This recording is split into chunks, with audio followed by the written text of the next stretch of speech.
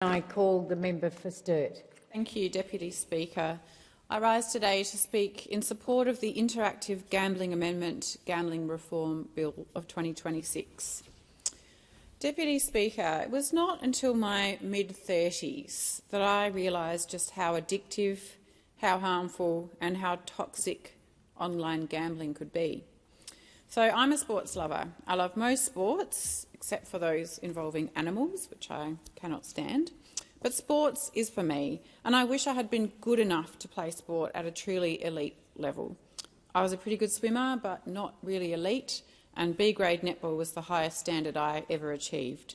And I've often wondered what it would be like to play sport in front of a crowd and get paid handsomely to do it, or to play sport for Australia, to represent Australia on the global stage at a World Championship, Olympic Games or Commonwealth Games, and to hear the roar of the crowd as you shoot that winning goal for the Australian Diamonds, or touch the finish line ahead of the US in the 4x200 metre freestyle relay, or slot the Sherrin between the goalposts for that after the siren win. That is the dream. And this love of sport, Deputy Speaker, led me to say yes to joining an online betting group made up of friends of friends of friends called the Gentlemen's Gambling Guild, or the GGG, about 10 years ago. Now, you didn't have to be a gentleman to join. All you had to do was pay a sum of money to enter the competition, and you had to open a Sportsbet account. Then the rules were simple. For the duration of the AFL footy season, including finals, each week you'd place a $1 bet on whatever you liked. Crows to beat Port, Adelaide Thunderbirds to beat the Melbourne Vixens, Buddy Franklin to kick 6 goals. You name it, you could bet on it, but limited to $1. You could also place a $10 long-range bet. So bet on something at the start of the season in the hope it might transpire by the end of the season. And my biggest failed bet was that in 2017, I bet that Sydney Swan Isaac Heaney, still one of the best midfielders in the AFL, would win the Brownlow that year. I didn't realise he'd been diagnosed with a severe bout of glandular fever and wouldn't be playing that much, so that bet was a fail. The merciless and frankly justified ribbing I received from my fellow competitors in the GGG was very humbling, Deputy Speaker, to say the least.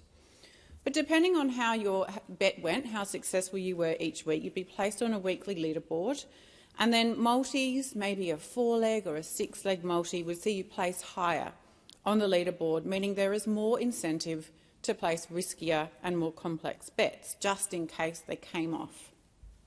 At the end of the season, you could win prize money, depending on where you were on that leaderboard. Like, I was never any good. I was always quite confused about what the line bet actually meant, and my enduring love for the mighty Adelaide Crows during a couple of their less successful seasons meant I was never really a serious threat of winning any prize money. So being part of the GGG and placing $1 bets was just a bit of harmless fun. Until it wasn't. It became less and less fun. Now, it was $1 a week, so I was never really in danger of suffering financially from placing these bets. And, I consider myself, Deputy Speaker, to be a reasonably smart woman, although I accept there'll be differing views on this. But I thought I'd be smart enough not to be affected by placing $1 bets. It's $1, so what? But for me, I very quickly became obsessed with what was happening with my bet. A 6-leg multi meant the entire weekend could be consumed by obsessively watching matches and checking scores, impatiently waiting for the results to see if my bet came up. A lost bet on a Friday night footy match would mean waking up in a bad mood on a Saturday, or wishing failure for my competitors in the GGG leaderboard. And then, Deputy Speaker, I started to casually, ever so casually, top up my Sportsbet account. Small amounts here and there, because I was actually starting to become addicted to the thrill of the win, the smugness of knowing that you predicted the outcome of a match, the smugness of knowing your bet had paid out and that you were a sporting oracle with a higher balance in your Sportsbet account, money you'd done nothing intelligent to earn. It's easy to top up your account. You just link your savings account, press a button, and the funds magically appear, ready to be gambled away. Eventually I stopped. I was fortunate that it dawned on me that it was actually a huge waste of my time and energy, and pretty stupid to be getting angry over the failure of a $1 bet. And then the GGG eventually folded. No one could be bothered administering anymore, and that was that. And I haven't placed a bet since. I'm not interested. I know that for me, sport is way more enjoyable when I just watch it for the sheer spectacle of it. But when I look back, I see in myself those fleeting signs of possible addiction. That just one more, then I'll stop. But then you place another.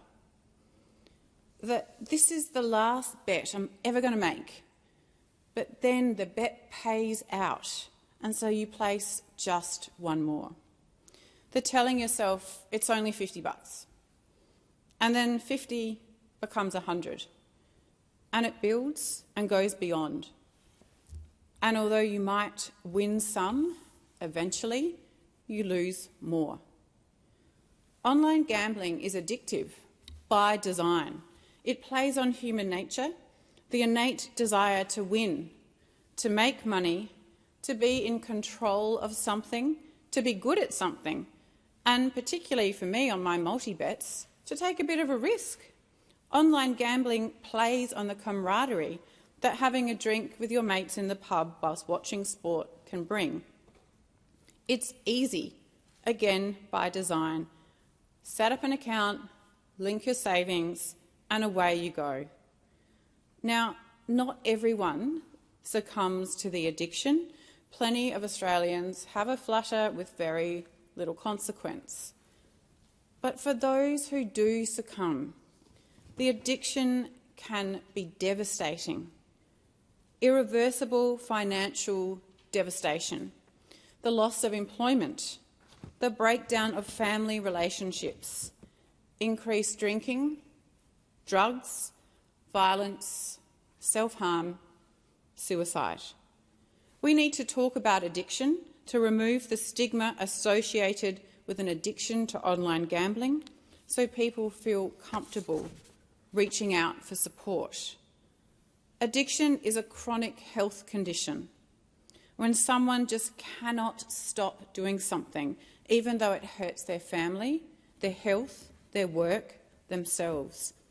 Addiction is real, and talking and listening, starting a gentle conversation, expressing concern without judgment and letting someone know you're there to help can make a difference.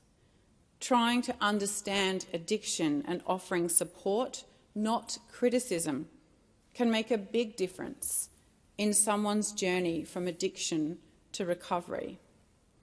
And we know that governments also have a role to play in providing safeguards that minimise potential for harmful addiction, particularly with respect to children. The sooner the connection between sport and gambling is broken, the better. And that is what this bill is aimed at. It aims at achieving this through a ban on wagering advertising content during live coverage of sporting events across all platforms, a ban on radio during school drop-off and pick-up times, and limits on the frequency of advertising on television. Kids don't need to see or hear gambling advertisements. Adults don't really need to see them either. They wreck sport. They are intrusive and they are unintelligent. And they feed existing addictions and they provide the foundations for new ones. Now, in addition, the bill includes a prohibition on displaying wagering advertising content on sporting uniforms and at sporting venues, a prohibition on the sporting heroes of our kids, on celebrities and influencers from being used to promote wagering advertising content, and a prohibition on the broadcast of the promotion of those addictive odds. The bill also obliges all authorised deposit-taking institutions, such as banks and credit unions, and participants in a payment system to block funds transfers and payments from Australian accounts to accounts belonging to or associated with designated interactive gambling service operators. It obliges digital services to block access to designated interactive gambling services online. It includes prohibitions on online Keno and foreign match lotteries. And importantly, it strengthens BetStop, the National Self-Exclusion Register, by prohibiting licensed interactive wagering service providers from contacting individuals while they are on BetStop. The statutory review into BetStop illustrated that BetStop works. It works, Deputy Speaker, we know this.